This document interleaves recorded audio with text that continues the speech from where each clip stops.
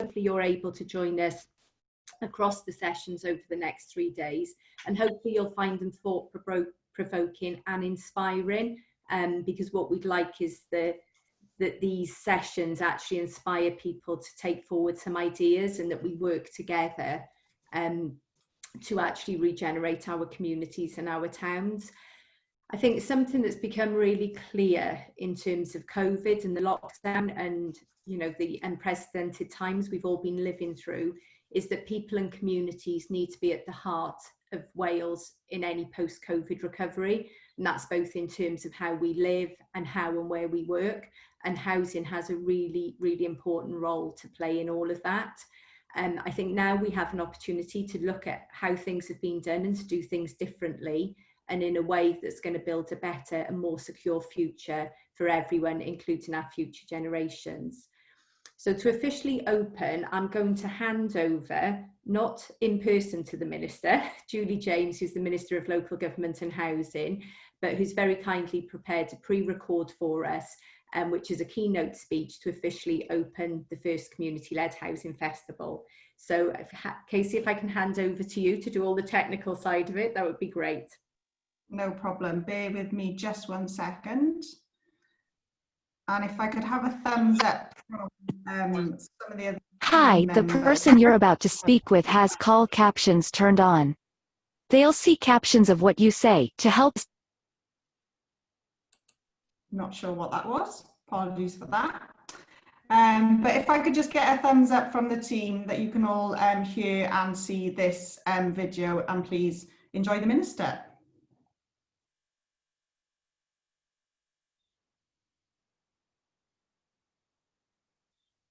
No.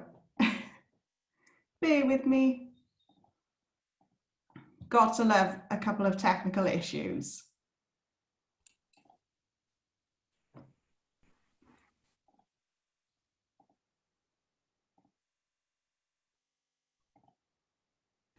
Thank you to Wales Cooperative Centre for organising this event, and thank you for inviting me to speak at this, your first community-led housing festival. I'm delighted to join you, and I'm sure you'll find the programme full of stimulating and thought-provoking sessions. I welcome the theme and focus of this year's event and agree wholeheartedly that 2020 has made us think more than ever about the importance of where we live, our communities and the homes we live in. The COVID-19 pandemic presents one of the most complicated challenges we have faced in a generation. Challenges that need our collective response, and a response that recognises the needs of our communities and ensures that we retain the best elements of the changes that have occurred around us. The importance and quality of our homes and neighbourhoods, our communities, has been heightened as we have spent more time in them. So now, more than ever, we need to think about places and placemaking. We must learn from this experience and ensure people have good places to live, places which are accessible on foot, bike and public transport. This government has made record levels of investment in housing, and we know the provision of good quality, affordable housing plays a fundamental role as the bedrock of good communities. We're making good progress, but we need to build on this to ensure people have access to homes that are affordable and suitable for their needs. We need to think about the places we want to live, work and play in. Are our friends and family close by? Are there shops and services near? Do we have the right digital connections? This festival provides the space to explore this thinking and ensure our communities, our villages, our high streets and town centres not only survive but thrive in the future. It also reinforces the importance of involving communities and local people in creating and shaping these plans. Community engagement in shaping regeneration is vital, and I hope that as many people as possible will look forward to taking advantage of being part of this conversation. A central principle of cooperative housing is to enable people to take more control of how their housing is delivered and managed. I am committed to supporting this in Wales. We know that one of the best ways to increase this provision is to provide support to those interested in cooperative or community-led housing. Our funding through the Welsh Cooperative Centre is designed to deliver this support, and I am pleased we are supporting a larger scale programme for community-led housing in conjunction with a nationwide foundation. The expertise available through the Communities Creating Homes programme is used to support groups across Wales. We've been clear that a focus on the cooperative principles is a priority. The focus must remain on embedding these core principles. I'm pleased that the support they provide is not just limited to legally defined housing cooperatives and includes support for partner projects such as community land trusts. I'm also pleased to see community land trusts feature as part of the programme for this event. We have provided £1.9 million of capital funding to support the development of 3 cooperative housing pilot projects in Cardiff, Newport and Carmarthen, providing 87 new homes. I want to see more community-led cooperative housing and would welcome more proposals from local authorities, housing associations and community groups. We are happy to support the further development of community-led housing, whether as a registered social landlord partner. We are developing potential opportunities for cooperative housing, particularly in rural communities, through the Self Build Wales scheme and the Rural Housing Enabler programme. Self Build Wales gives people the real opportunity to build their own home. It removes the barriers of finding a plot, planning and finance. I recognise these issues are also encountered by cooperative housing developments, and I'm pleased that the Wales Cooperative Centre is working closely with the Self Build Wales team to create models which can provide opportunities to take advantage of the scheme. Rural areas have many different needs, and each area has its own unique challenges and opportunities. Rural housing enablers play an important role in supporting rural housing and working with communities to identify local housing need, and I remain committed to supporting them. Rural housing enablers work with a wide variety of partners, including planners, housing associations and other community organisations, to deliver affordable housing for those communities. It is clear to me that rural housing enablers can make a real difference in delivering rural housing, and there is a long list of projects in communities across rural Wales where rural housing enablers have been involved and have helped to make the provision of affordable homes for those communities. Another theme of the festival is why towns matter, and this links directly into our Transforming Towns agenda. Towns are vital to environmental, economic, social and cultural well-being in Wales. Around 40% of our population live in small towns, but nearly everyone identifies emotionally with a town or city in some way. Many towns are struggling in the wake of declining retail sales, and the way we use town centres has changed. The coronavirus pandemic has accelerated trends of growth online sales and pressure on the retail sector. We always knew that the future of high streets and town centres had to be more than retail. That is why our investments are focused on the creation of vibrant, sustainable town centres for living, learning, working and leisure as part of our Transforming Towns vision. As part of Transforming Towns, Welsh Government and our partners in local government have adopted the Town Centre First principle. We will put the health and vibrancy of our town centres as a starting point when it comes to making decisions around location, investment and strategies. By taking this approach, we can increase footfall and accessibility and make a vital contribution to the success and sustainability of our town centres and their environment. We launched our Transforming Towns agenda in January 2020 with a package of support for town centres worth nearly 90 million. This investment is vital in supporting the sustainable growth of our towns and their transformation into places of living, working, learning and leisure. This programme of work will extend the use of our town centres through interventions that include improved biodiversity and green infrastructure, reuse of derelict buildings as places to live and work, increasing the variety of services on offer in towns with an emphasis on flexible working and living space and access to services and leisure. In addition, our work to transform towns collaborates across government to enhance existing investments, such as public transport improvements and enhanced active travel routes. Funding of over 10 million is available for small-scale improvements to town centre premises, including creation of homes on the high street through our thematic funding, which is administered by our local authority partners. There are also a number of significant projects linking transforming towns with a green housing-led recovery. These proposals involve the remediation of heavily contaminated former industrial sites in town centre locations for redevelopment of high-quality, affordable, carbon-neutral and beautiful housing developments. These developments will build on their proximity to the town centres and excellent transport links to encourage reduction of car dependency. In responding to the coronavirus pandemic, specifically we have allocated over £5 million for activities that will support town centre reopenings following lockdown. Funding support is provided for sustainable interventions, such as the more effective use of outdoor space, greening the urban environment, providing infrastructure to support street markets, facilitating temporary use of empty buildings and storefront adaptations. We've linked up with wider Welsh Government departments to reflect the cross-cutting nature of the Transforming Towns agenda. The Deputy Minister for Economy and Transport has announced a £3.7 million scheme to support and enhance the Transforming Towns offer in the Valleys region. The funding will provide added value to the funding already available through the wider Transforming Towns agenda. It will be specifically targeted at smaller town centres in the Valley region and will focus on responding to the impact of COVID-19, including considering how to enable communities to work closer to home within town centres and active travel elements. The Deputy Minister for Economy and Transport also recently announced a new £15.4 million scheme for local sustainable transport to make it safer and easier for people to get around their towns by providing active travel and sustainable travel infrastructure. This will lock in those positive increases in active travel that we have seen during COVID-19 pandemic for the long term. Community and stakeholder engagement is key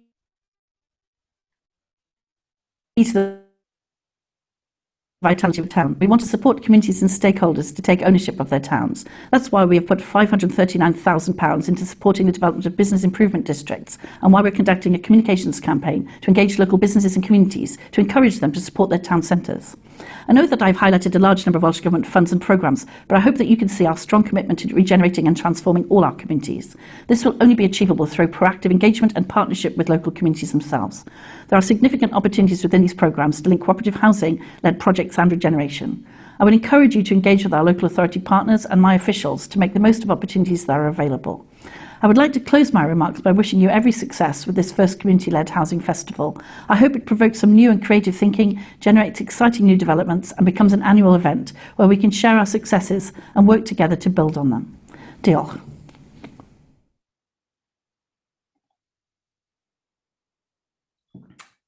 Joe, did you have anything to add before we move on to our first speaker? Oh, you're on mute, Joe. Not really. I think the Minister's covered everything for us. I mean, what that speech showed to me is the efforts and the investment Welsh Government have gone to look at what needs to change post-COVID, what our high streets need to look like, you know, whether that's rural, whether it's town centres, and the key for me is the role housing has to play in that. So yeah, let's open the festival and move over to our next speaker, and I hope everyone enjoys it. Great, thank you very much. And I'm delighted to introduce Phil Prentice as our first speaker of our Why Towns Matter webinar. So Phil is the Chief Officer of Scotland's Town Partnerships, and I think has worked in sort of town centre regeneration for a very long time. And I think, like Wales, Scotland is also a nation of towns. So I think we can learn a lot from Scotland. So Phil, if you want to hand over and if you want to share your screen, then please do so. Thanks, Casey. Am I coming through okay? You are perfect. Thank you very much. Good, good morning, everybody from sunny Scotland. Sun's beaming up here this morning. Thanks very much for the invitation to speak. As Casey pointed out, I am the Chief Executive Officer of Scotland's Towns Partnership. That's an independent national body for all things towns. I'm also the National Programme Director for our Improvement Districts Programme. I sit as a director on the UK High Streets Task Force, and I'm helping Ian, who you will hear from later in the morning, with the Transforming Towns programme for your own Welsh Government activity. To give you some background, just to run you through a quick chronology of what happened in Scotland. In 2013, our Cabinet realised that things had become too city-centric. Too much investment was being directed to cities rather than towns, and given the structure of Scotland, basically 2/3 of our population do not reside in our cities. So we needed a fresh approach to our towns. So an independent review was completed. It was very engaging. It visited 100 different towns, different types of towns. It involved all the sectors. That review led to the Town Centre Action Plan being published in 2014. Underpinned by Town Centre First policy, which I've seen you guys have adopted recently. And then the Towns Agency, STP, was formed to try and help the government deliver the plan and to put some energy behind it. The key elements of our plan are still relevant a few years later. How do we repopulate our town centres? People had already moved out of the town centre to live in a box on the edge of town. We had hollowed them out. People were travelling much longer distances for economic purposes, and the town centre had become a wee bit more challenged, predominantly taken up with retail. and we'd even moved things like health and council buildings out of the town centre, which was a big mistake. We also looked at how we could build less extractive economic models, where we would have more community and social enterprise, more vibrancy and uniqueness in the local economies. Again, bringing public services back into the core of our town centres, thinking about digital investments to reduce any peripherality, and thinking about more proactivity in our planning systems. So once we got up and running in late 2014, we had a long conversation with our stakeholders. What is it you actually need? How can we add value? So we started to develop products, things like Understanding Scottish Places. I know you've now got an Understanding Welsh Places that came out of that. Our town toolkit, how to make places more active, more attractive, more accessible. And then we've done a whole range of demonstration projects. So how to encourage town centre living, and co-living was part of that conversation. How do we create digital towns? Where does the funding come from? Who should be in the partnerships? Where do the resources come from? How do we build collaboration? So there's a lot of learning in Scotland, which we're happy to share with you guys moving forward. We also oversee 40 improvement districts, business improvement districts, but we also have community improvement districts, digital improvement districts, tourism improvement districts. So we've expanded the model in Scotland to include different approaches. So in summary, we now have somewhere in the region of between 25 to 30,000 members. So everybody from tourism, community, energy, digital culture, housing, local government are now members, and STP is seen as a sort of central coordinating body in all of that to try and drive progress forward. But so go back to the first question, why do towns matter? Like Wales, Scotland is a nation of towns with a couple of cities. 2/3 of population and businesses live in our towns. And you know what? The towns themselves provide a storybook of our journey as a nation. They talk about our folklore and our myth, the wars, the kings, the poets, the parliaments, churches, landmarks, language, tradition, industry. It's our DNA. It's actually that emotional attachment that the minister referred to. Globally, towns are actually key infrastructure. And at the scale of nations, they are nodes of labour force, distinct local production, culture, tourism. And they're distinct from cities, but to be honest, cities have become more dominant.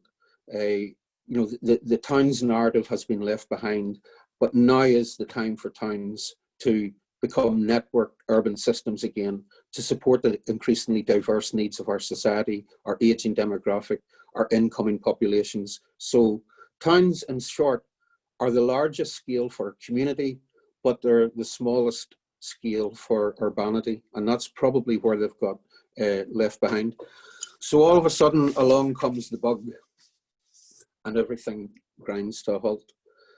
As the cities which were previously our dominant economic drivers have ground to a halt, it's quite dystopian in Edinburgh just now. There's no tourism. You'd normally have 500,000 at the festival. You'd have 80,000 students. You'd have 40,000 office workers. The town is empty.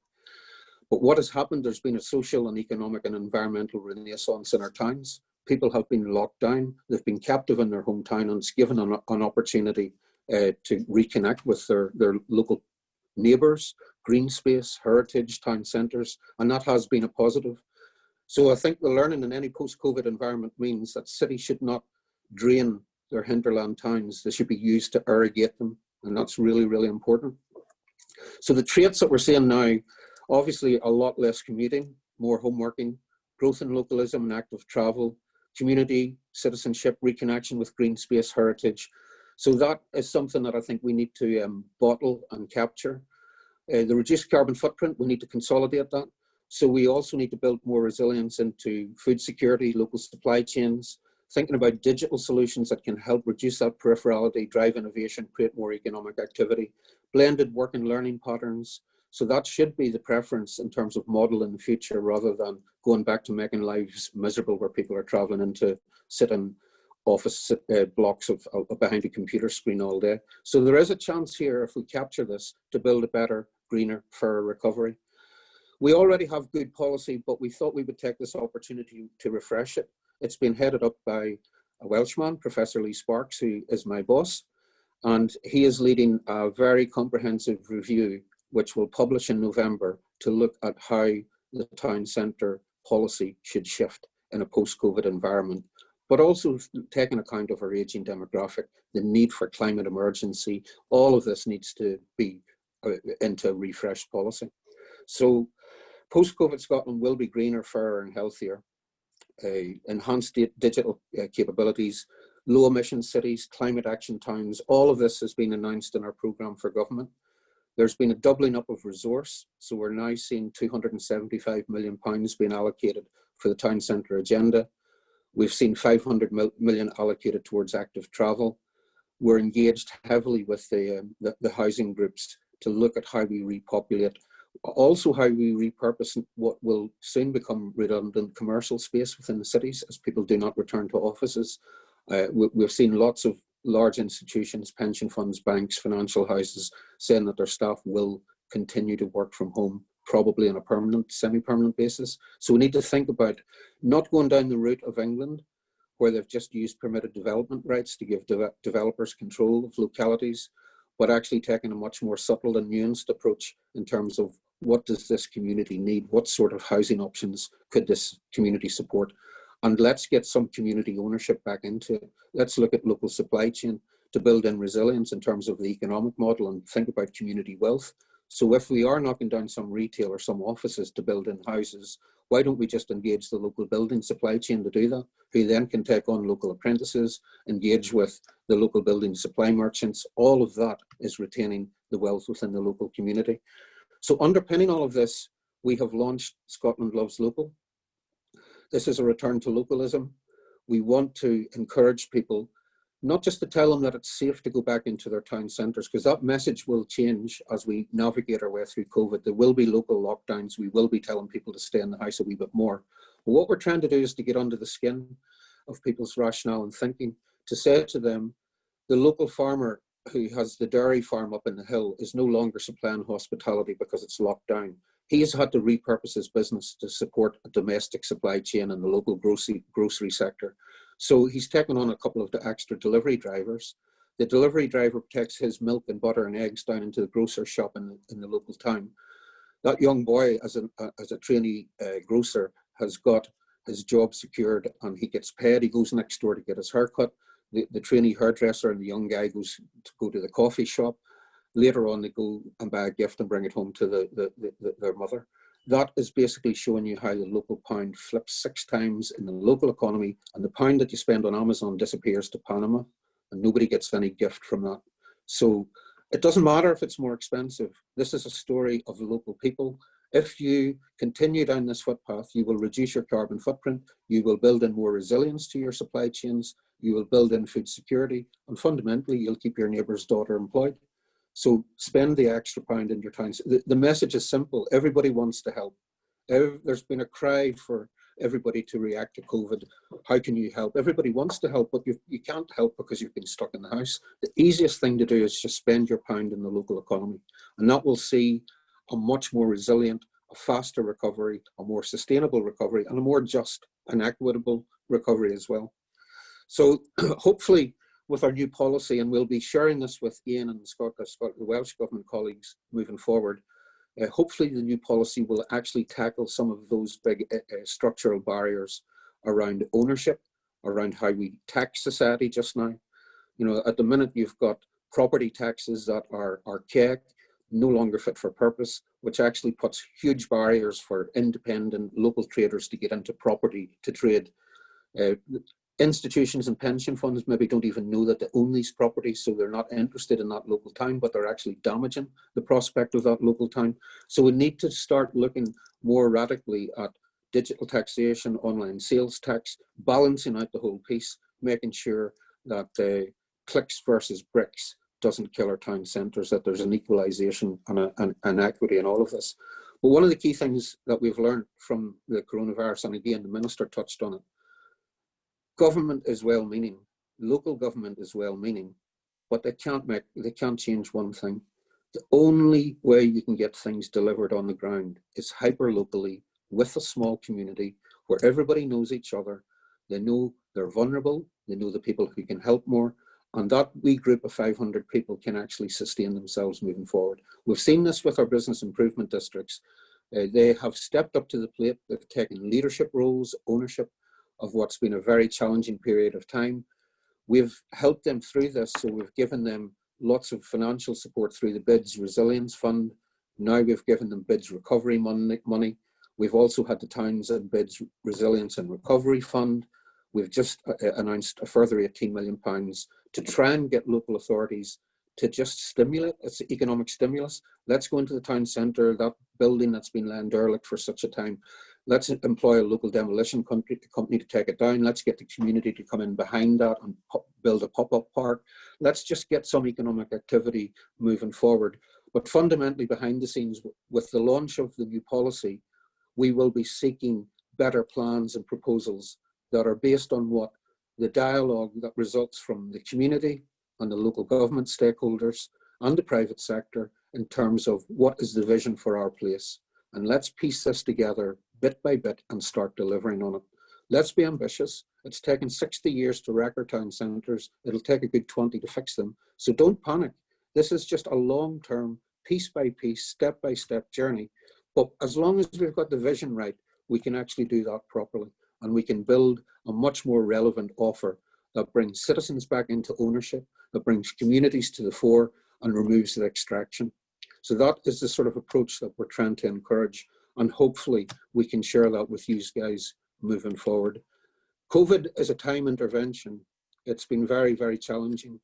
But I think we need collectively as a society to take the positives from this and to realize what we had before COVID was rubbish. It didn't work. And we need to be radical in our thinking moving forward. Let's take ownership back again to ourselves. This is our agenda. Don't wait for the big man to come and fix it, because he's not coming. Fix it yourself. Right, that's me. Open for questions if you want. Great, thanks, Phil. I think some really good messages there in terms of don't panic and community ownership, and we're the only people that can actually fix this ourselves. So really great. I'm going to just hand over to Ian Williams, who is the Deputy Director for Homes and Places in the Welsh Government. And Phil touched on a town centre first approach, which they've adopted in Scotland, and we've now adopted the same in Wales earlier this year. So I think Ian's going to talk to us a little bit about the Welsh Government approach. So over to you, Ian. Thanks, Casey, and thank you, everybody. Yeah, I'm the head honcho over at Homes and Places, we call it, which is a fancy title for regeneration and housing supply.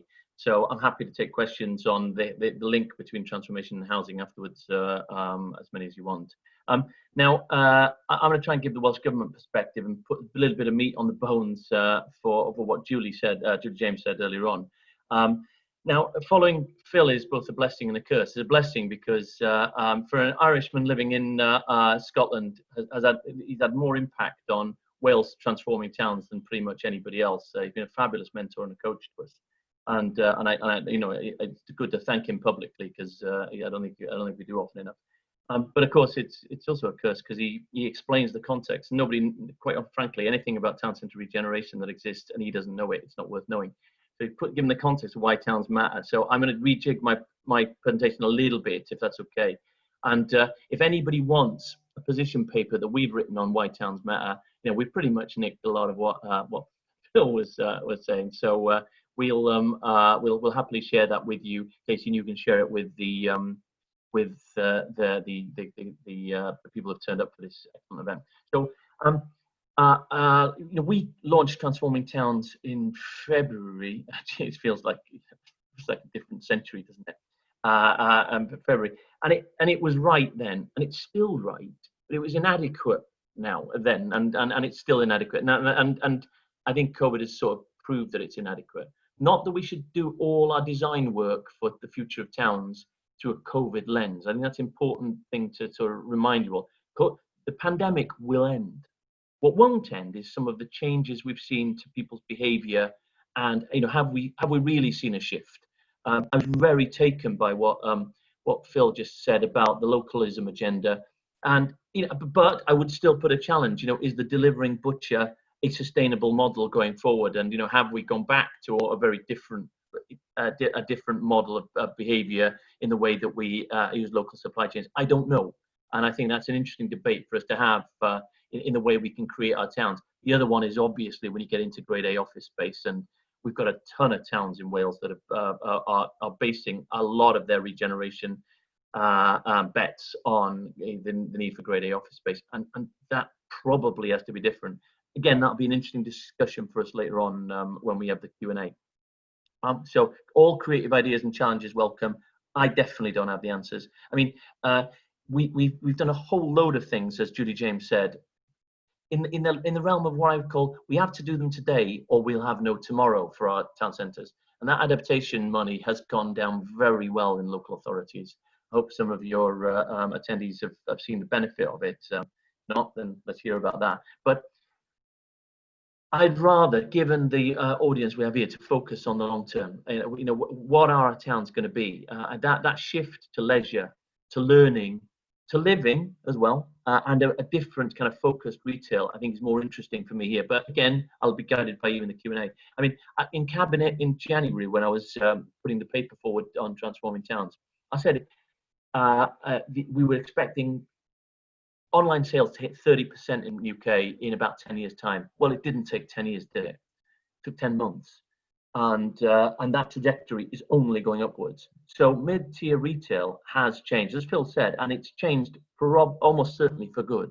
So we have to be thinking now, and it doesn't matter that we don't get it right this year. It does matter that we don't get it right in the next 5 years, because in the next 5 years, we set the tone for where it goes forward. And if towns are important to us, then we have to get it right. Now, you mentioned, Casey, and Judy James mentioned town centre first.